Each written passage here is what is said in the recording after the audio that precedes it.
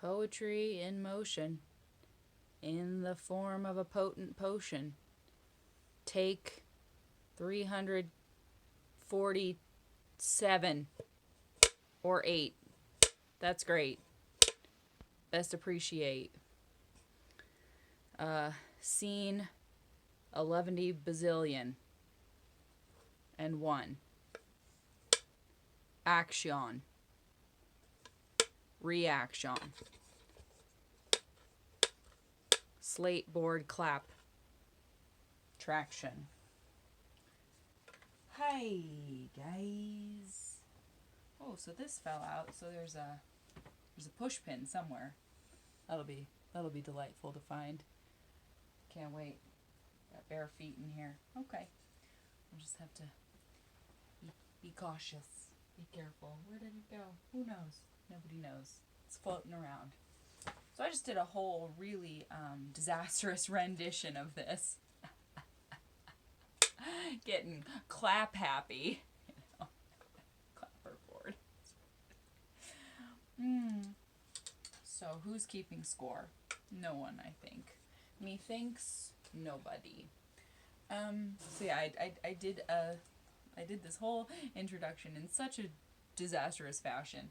I had Marilyn sitting over here, so I had to climb over her, and I fell, and then Gizmo was trying to get up on my lap, and you could never tell. You would just think I was perfect first try, right? Sure. Hip kid, real out of sight. So I brought this just because after the day I've had, I sort of need a cigarette. You know what I'm saying?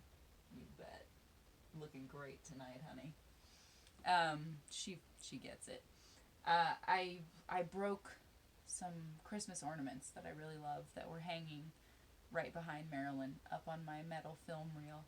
And I've been talking about this a lot lately, how you never seem to break the things that are just kind of there, junk, whatever, stuff. You only ever break the things that you're like, oh, that meant something to me. Gee, Jiminy! Willikers on a whisker pie! But,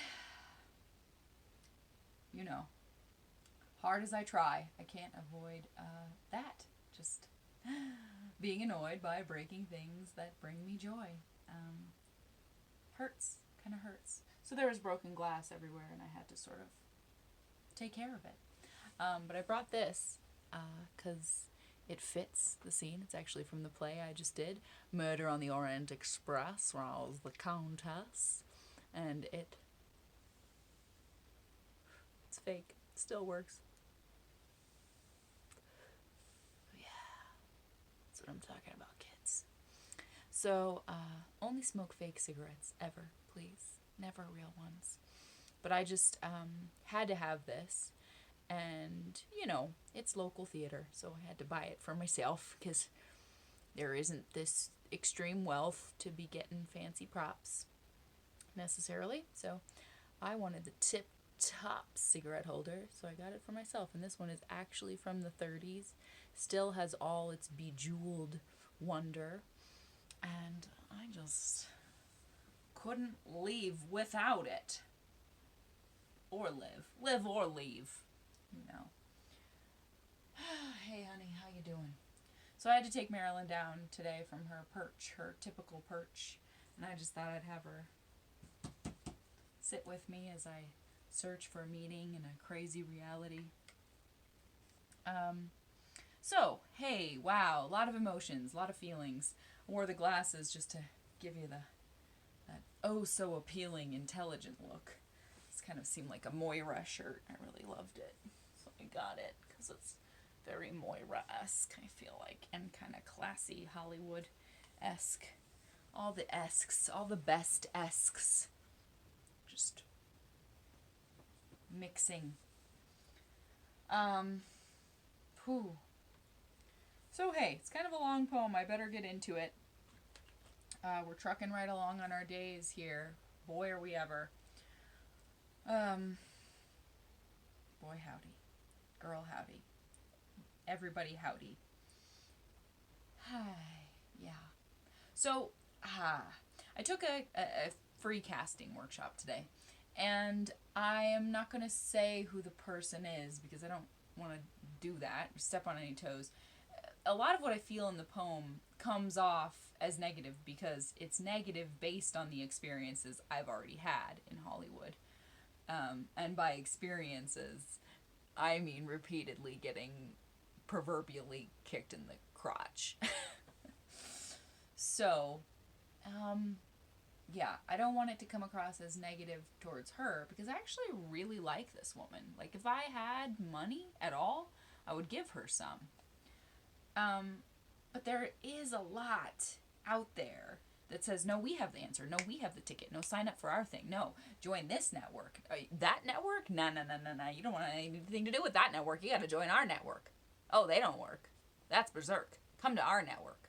We make it work. It's like, there's a lot of that confusion out there. And I don't really know what's real and what's an illusion out there. Because I've been in it. I've been in the thick of it, in the digestive bile of it. Graphic, but that's how it felt. And,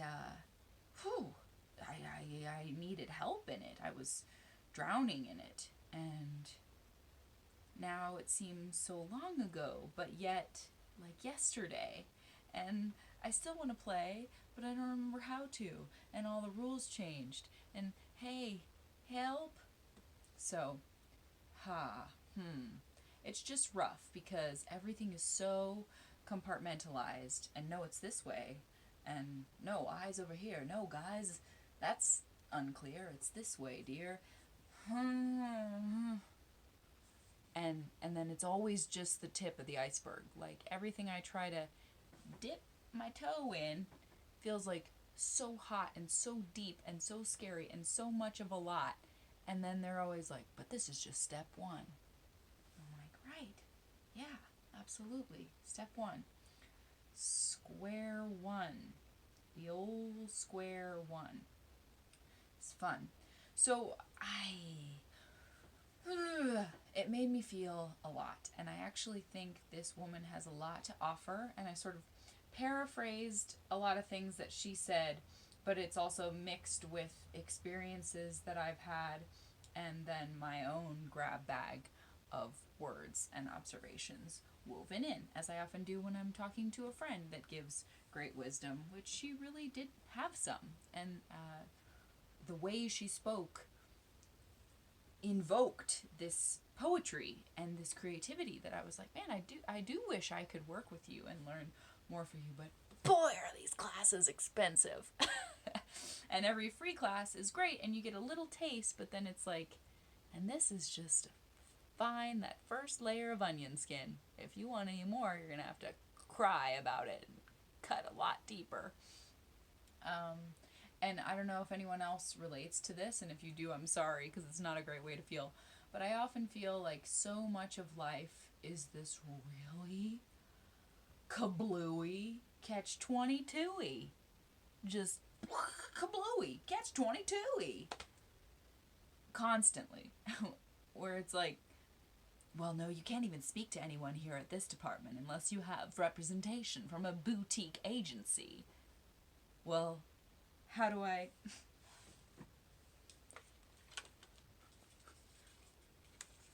Well, how do I get the boutique agency?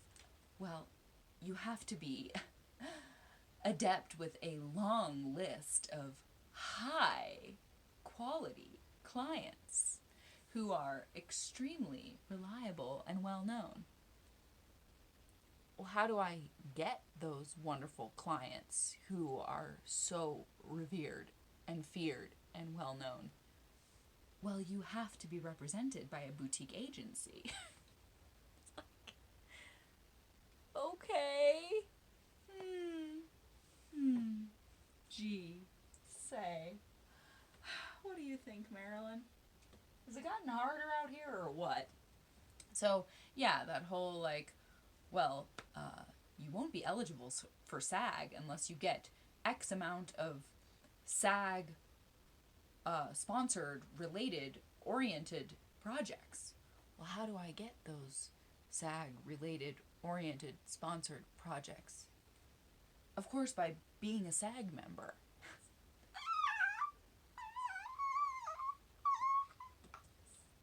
We don't hire anyone here without tons of experience. Well, how do I get the experience? By getting hired somewhere like this. Okay. Yeah. I see where you're going there. I don't know. It feels very much like trying to move through congealed molasses. That's why I put on the glasses, because, they make me look a little bit smarter than I feel. Do you get that? Do you feel me? If you know, then you know. And put on a little red lipstick, because I told myself, I was like, I'm going to look really grade A, like I'm getting ready to go in for an audition for this video. But the truth of it is, I'm in my room with my Marilyn cut out, so I just sort of went the easy route, put some red lipstick on.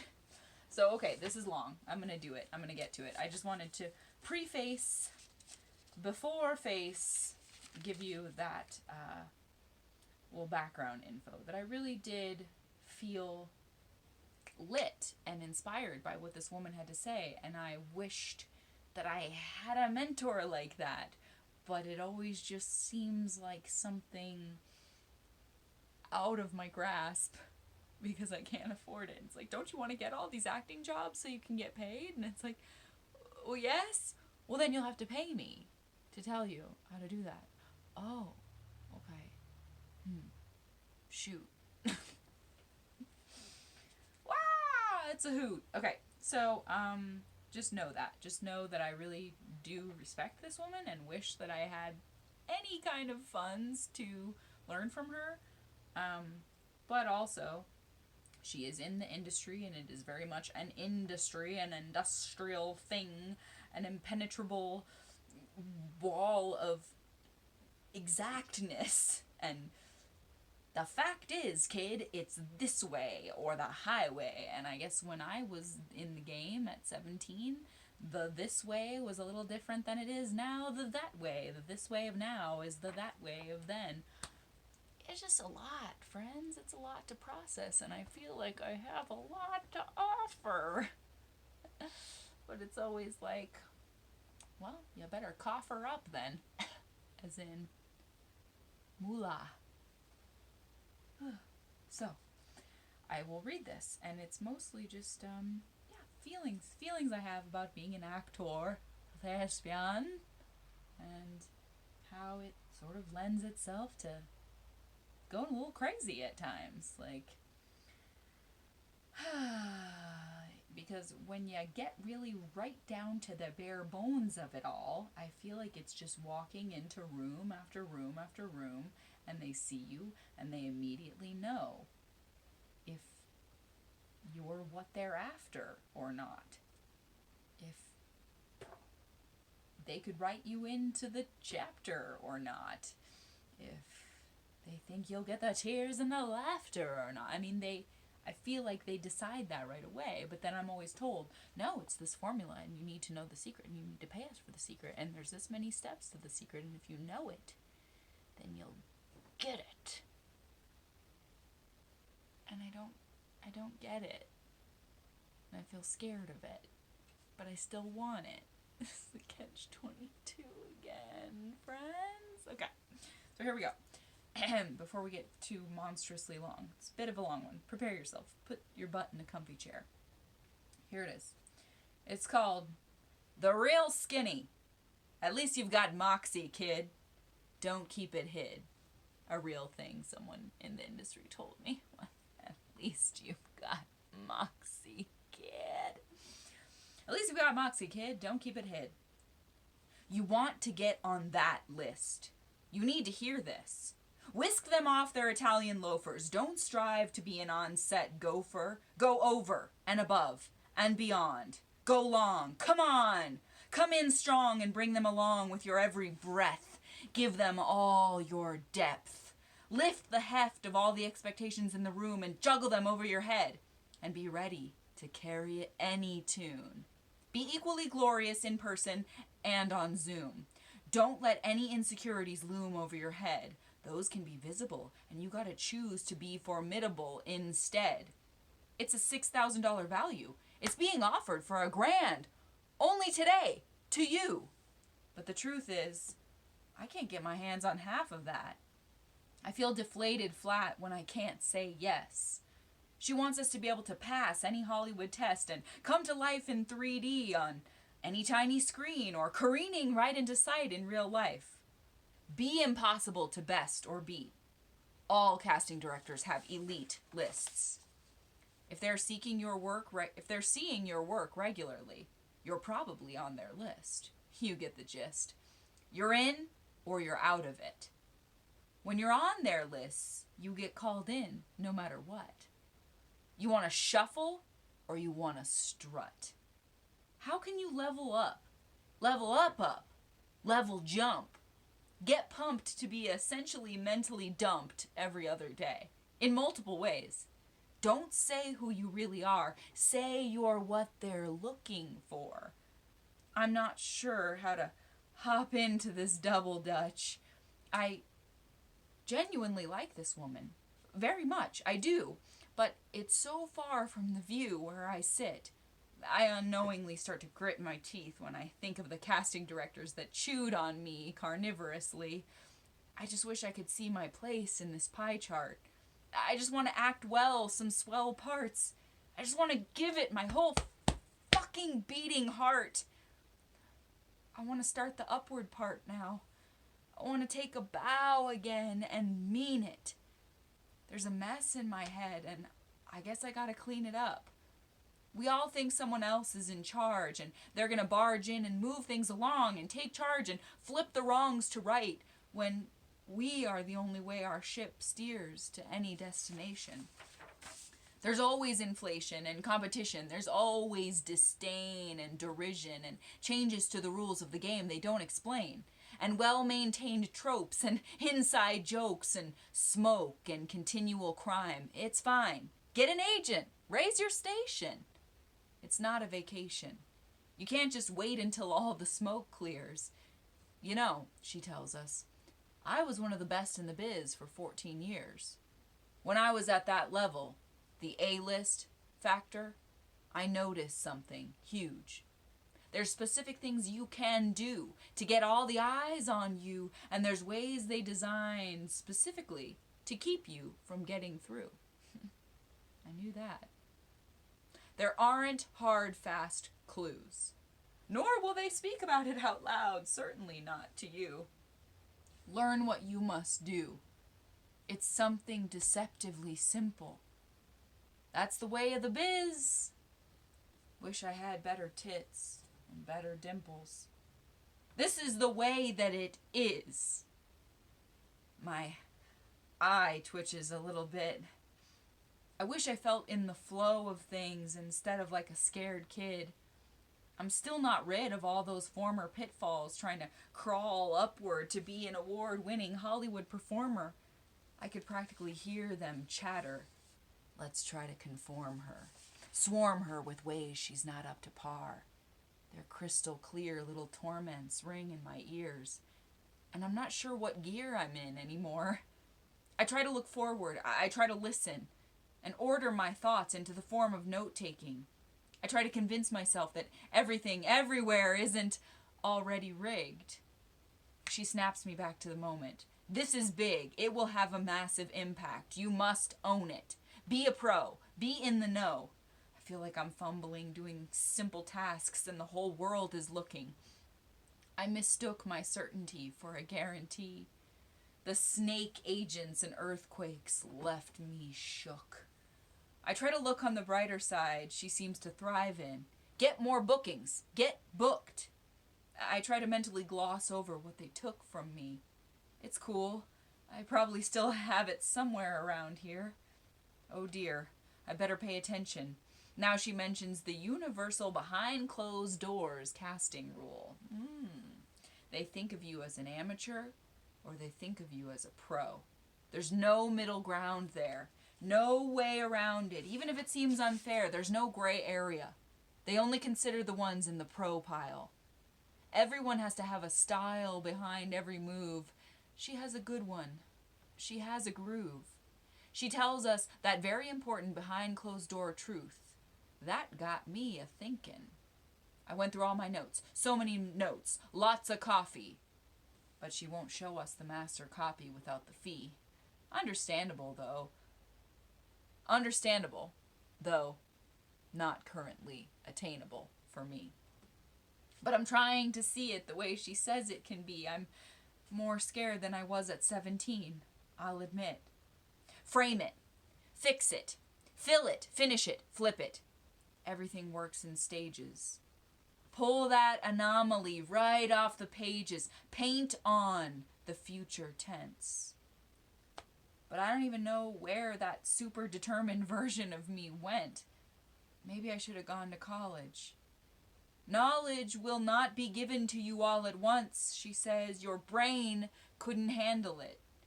Be fluent in flooring them all. Make them have to use the wall to brace themselves.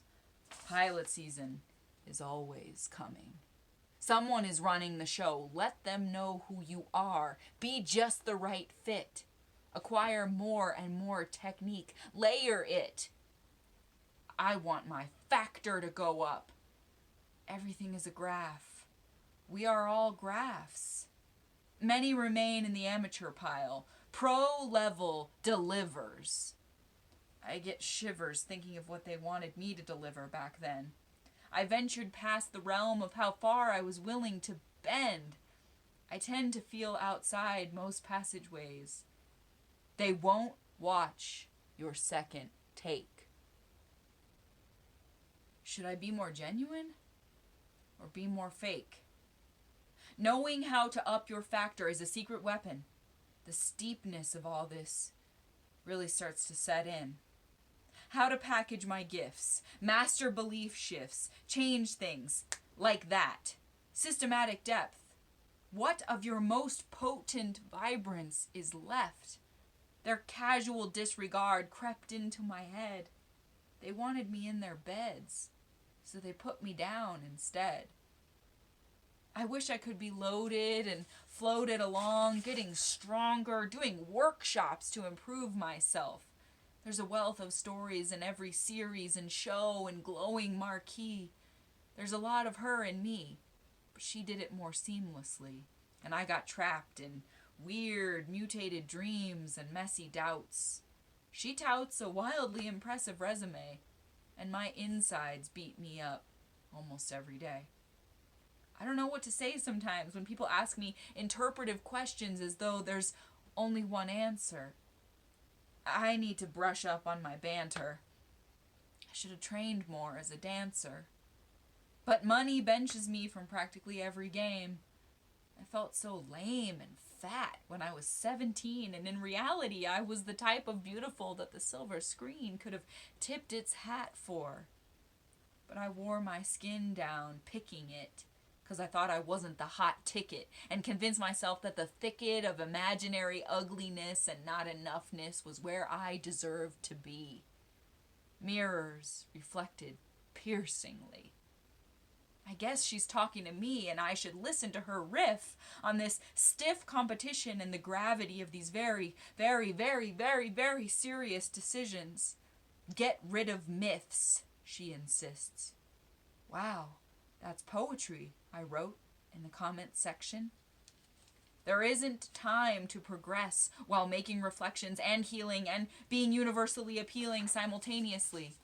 Make it impossible for them not to see that you're the real deal. Hit them in all the feels. Get your real pristine. Get into their dreams. Slap me onto their screens. Amateurs try to please other people. If you keep searching around for it like a crackerjack prize you dropped in the lake, they're going to take advantage, and your technique and gusto and everything you think you know will suffer. Is there another option, perhaps? I'm often snapped out of my positive dreaming. Do I want to be true to myself or be a highly admired trendsetter? Don't think you have to do it more to get better. Just do it now. I get to wishing I could hit rewind sometimes. Reset your mind. What did you find? What did you find? What did you find? What confines you in this tiny space?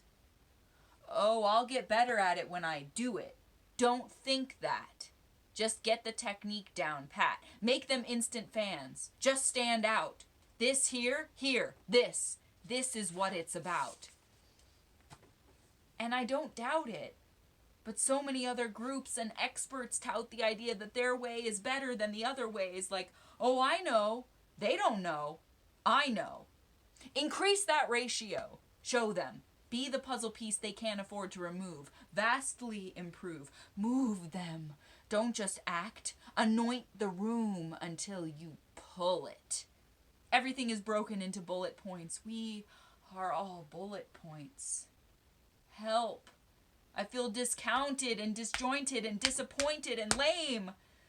Picture frames, pretend names. We all want to be in the film frame and on the screen. We all want to be a name brand, and most are willing to be mean for it.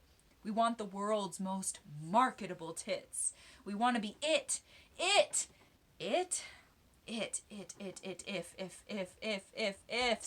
I want to be lifted up and give them all the gift of my perfect fit into their lives. All the husbands and wives and singles want to watch me do different shit and spit different clips of whatever the script says, of whatever the script says, of whatever the script says. Blurry blobs, fuzzy shapes. What's your take? What are you willing to do to make it? Apparently beats in the script are a trick, but there's a fix for the beat. Specific tweaks. Get shrieks coming from their mouths. Figure out how to finally be tapping in. Is there transitioning happening? Is your emoting really slapping? Identify it as a trap. One of a million traps. When you fall in, you're expecting honey and adventure, a field of four-leaf lucky clovers, but then you're Alice all over.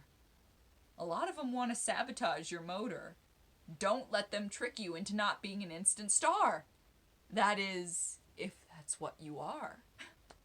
You'll go far if only you nail it. It's a challenge. Don't fail it. Make them riveted. Be electric. Be centered. Work like you want to be remembered as venerable. Don't be the antithesis of memorable. In general, the it girl in the room will be easy to spot as people stare at her. Never say, tell me about the character. Just know it.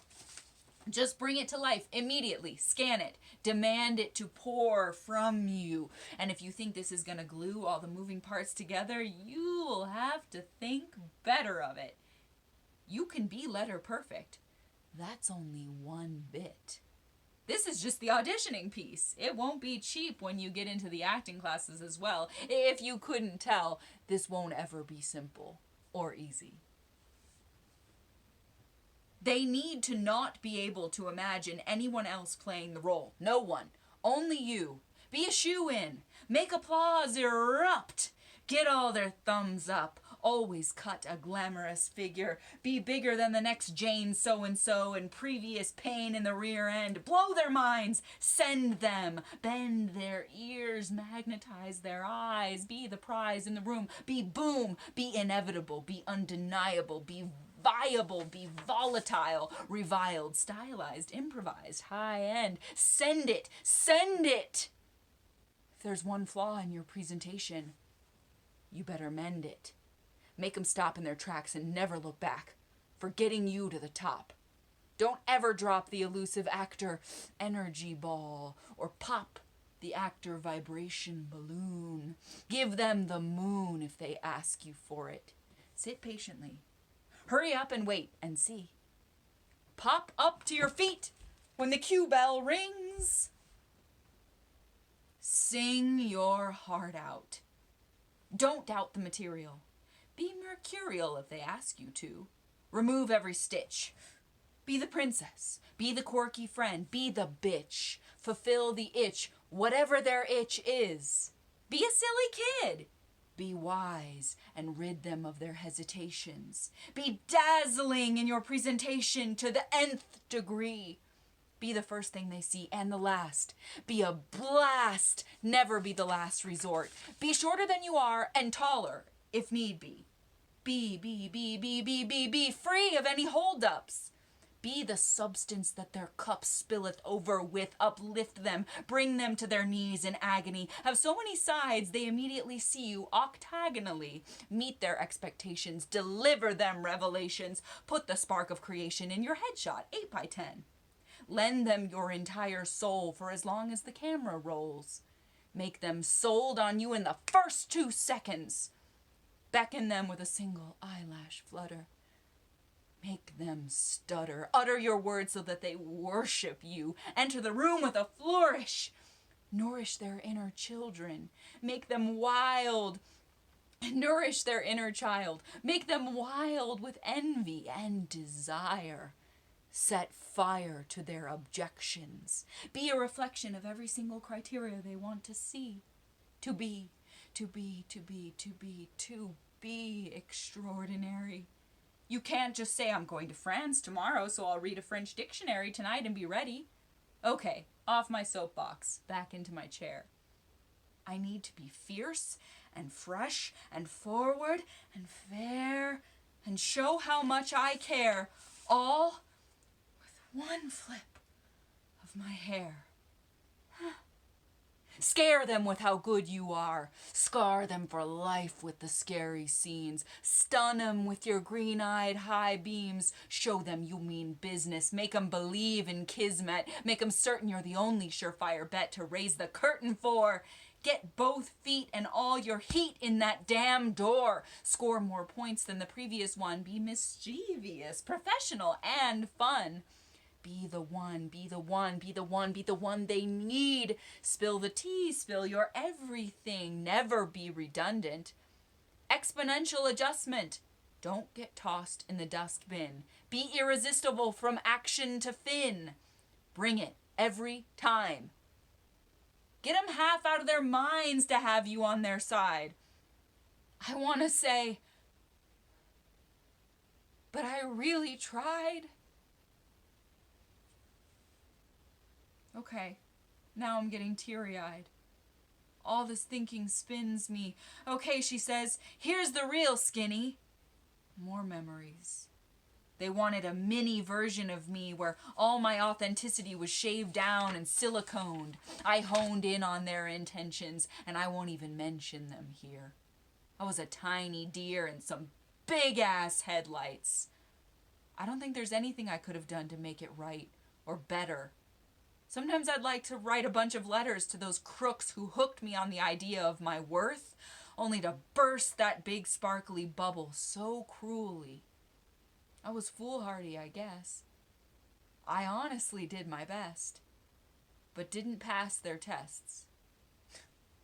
You know the rest. I wish I could tell her. Interrupt the class. Get it all off my chest. I want to hear the rest, but I can't pay for it. I know we're all stacked and measured, but who exactly is scoring it? Don't ever be boring. Not even a little bit. Maybe if I'd met someone like her back in the day, I wouldn't have felt like a mouse for a bunch of cats to play with, or like the subject of some strange experiment. I don't know how to compare it to my current line of sight.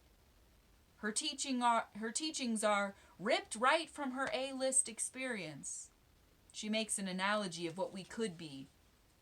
It's like presenting your grandma's tchotchke collection compared to like presenting something that could be in an architectural digest. I guess I prefer the tchotchke image, so maybe that limits me. Every person with a high degree of success gets a flood of interest in whatever they have to say. I pray to Dionysus for the holy ecstasy of emotionality. I must go forth gallantly. She says, you already know if you vibe with me. Your gut is telling you to jump. And it is. But I don't have the coin to dump in the till. How do I fulfill this challenge I hold over myself? So hard to tell. I guess I have some sense. She says, you gotta get off that fence. It's hard sitting up there on that spiky purgatory of inaction. Don't be a fraction less than the very, very, very, very best of you. Prove that you can go when they say, quiet on the set. Prove that you are impossible to forget. Get your tap shoes and adaptable moods at the ready. But I'm still trying to break down some of the poison they fed me. They led me to a very bizarre path of stardom and called me Hun a lot. I guess I can spot those types better now. But with all the rest, I don't know how. I don't know how. I don't know how.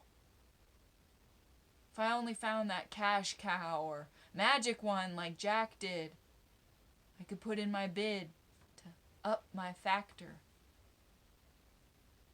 I wish I could hand a hefty stack to her and receive that next level guidance and really try this and believe again. We'll see what blessings all this full intensity manifesting sends me.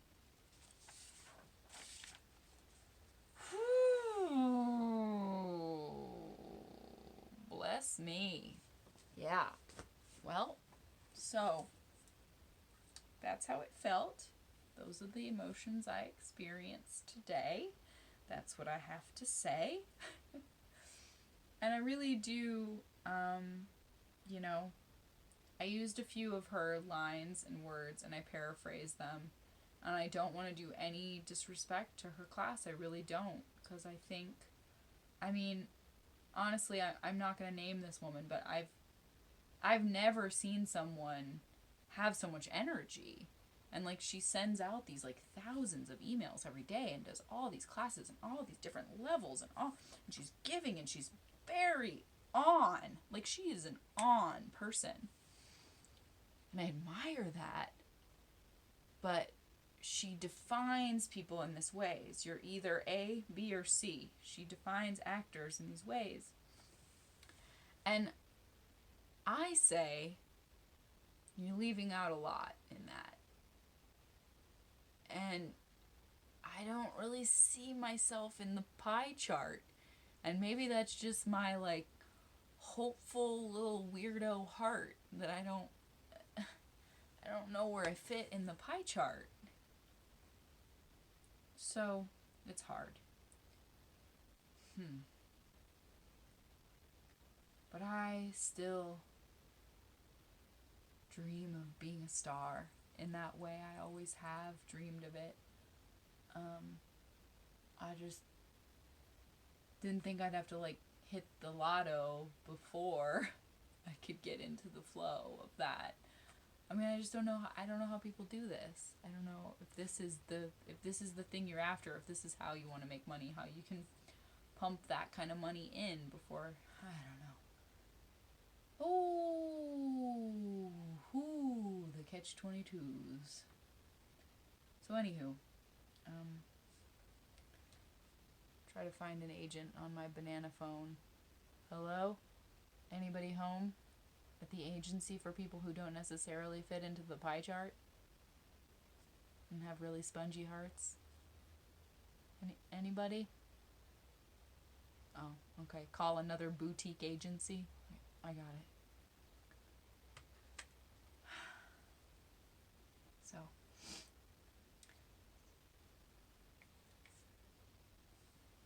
Need a fake smoke after that.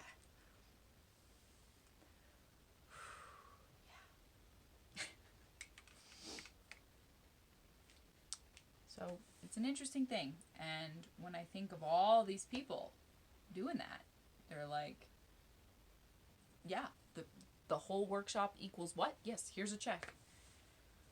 I'm like, oh, wow, what the heck? The competition is really something. It's something to be respected because you can't neglect it because it's right there, that mountain of I dare you to get up this thing. You got what it takes? You got wings on your back? You pack some snacks? Because you're going to be at it for a while. And it's just hard when you're like, your whole life, you're like, but if you would just, hey, hi, am I in the pro pile yet? Hi. This is the only thing I've ever wanted for my entire life. It's the only thing I've ever wanted to do. It's the only thing I've ever thought about. And then I know people. I actually know people. Their phone numbers are in my phone who are in this pro pile and getting hired. And I'm not trying to put this down because I'm so jealous. But, they're squeezing out this life force for Geico commercials. And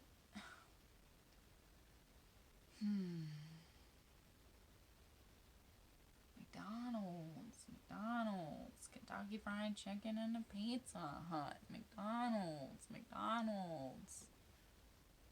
And they're squeezing out their whole selves for it. And maybe that's it, the it factor, it. I have one more little anecdote and then I gotta hit the hay. But I was telling my best friend today after this experience, just feeling a little delirious and a little like, I can't even afford the class, let alone like grasp the next level.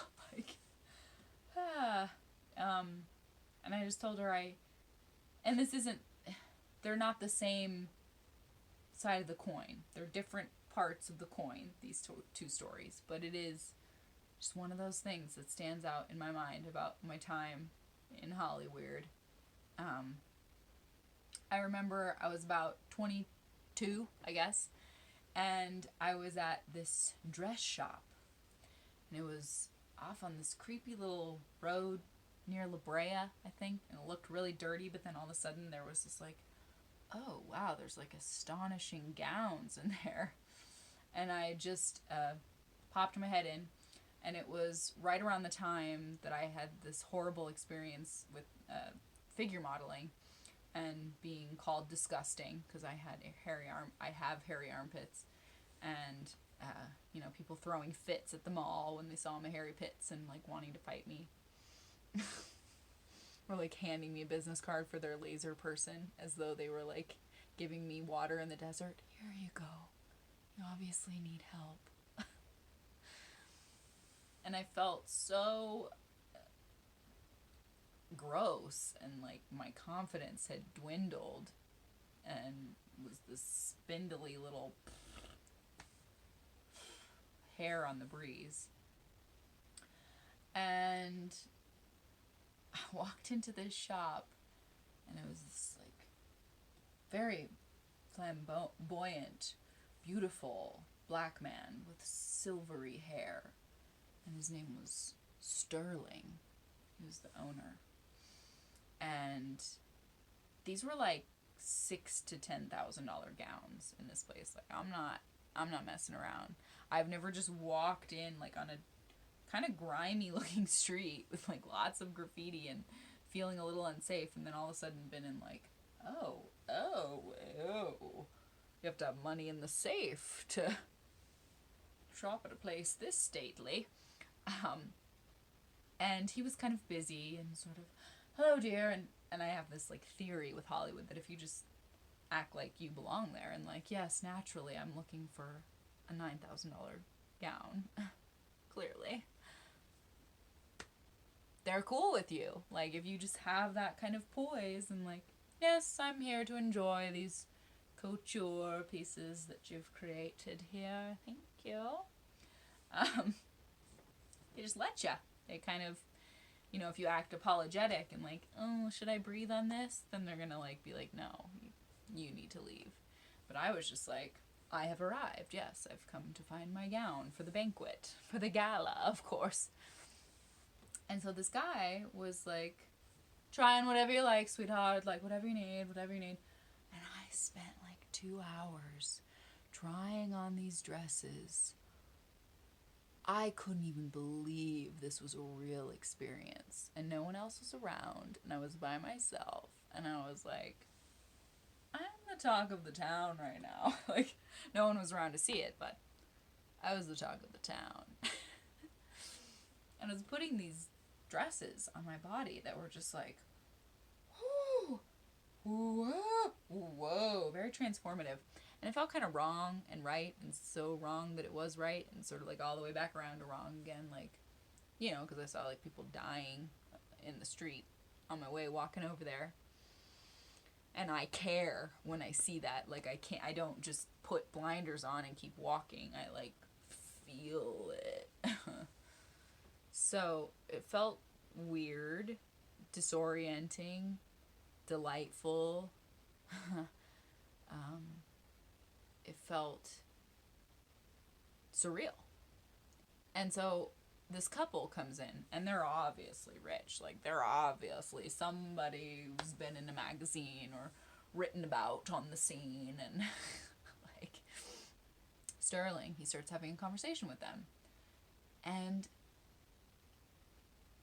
I just have to say it how it is, how it's real, because this deal's a real deal. And I found him quite likable when it was just me in there. And he was like, darling, trying the dresses. And then as soon as this couple was there, whoever the hell they were,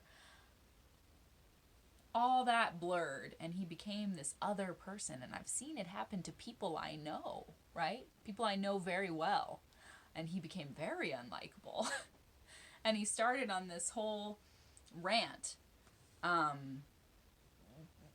just desperately trying to impress them, and going on about, well, you know, people who've got the thing, that it, you know, people who have it, that thing, that factor, that wow, that stunner, people who are stunners. And he kept repeating these buzzwords over and over and over and over. You can see a woman at a party and you know within 10 seconds if she's a stunner. You've got to be a stunner to pull this off. And if you haven't got that thing, you know, and it's very clear when you walk into a crowd who's got that thing.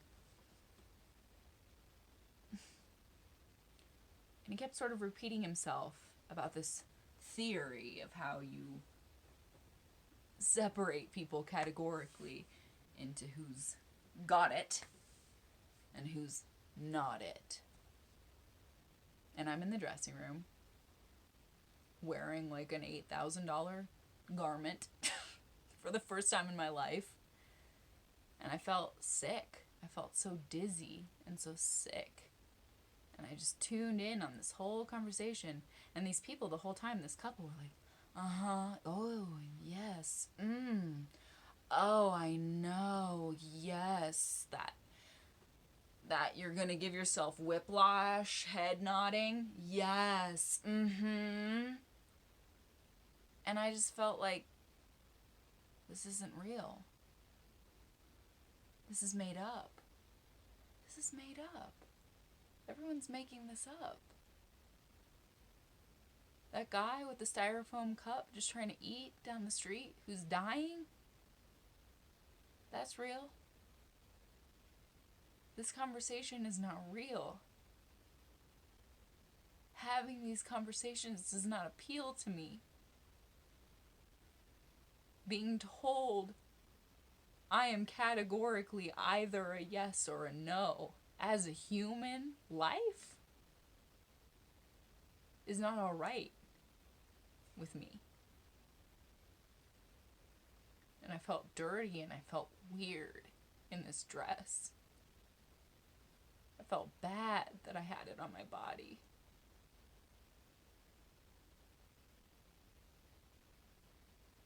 I felt rotten. I felt like everything around me was rotting. And I wanted to run out of there. I wanted to run out of the dressing room and be like, stop. Stop it. Stop saying these things. That's not what your breath is for. You're ignoring every other important thing about being alive. What are you even talking about? And they were so serious about it. They were so serious about this conversation of, oh, yes, I know. And some people, well, they think they've got about half of it. And they think they've got it, but they don't have it. They only have half of it. And they were making it sound like a math problem. And a person is not a math problem.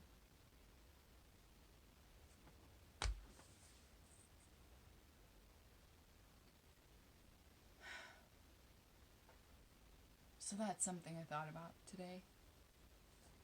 In all that. And I don't know what to say. I don't know what to say. My dreams haven't changed, but the world has. My heart hasn't changed, but the internet has.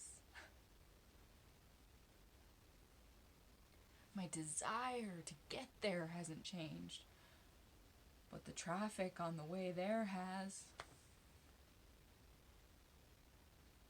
And I'm so hyper aware every time that I'm asked to bare my soul, but only this way, not that way, this way.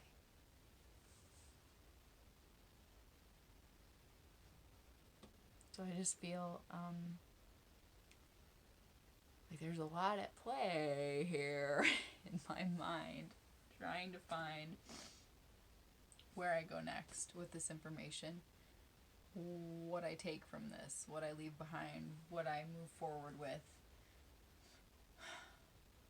But it is a gift, I guess, to be stimulated in any way, to have the shades lifted in your brain windows and go, oh, I hadn't thought about that in a while. Whoa, that's file. Oh, that file I could dig into a little deeper. Whoa, that's deeper than I expected. So that's kind of where I'm at, that steeper than expected category, and I'm just sort of sliding.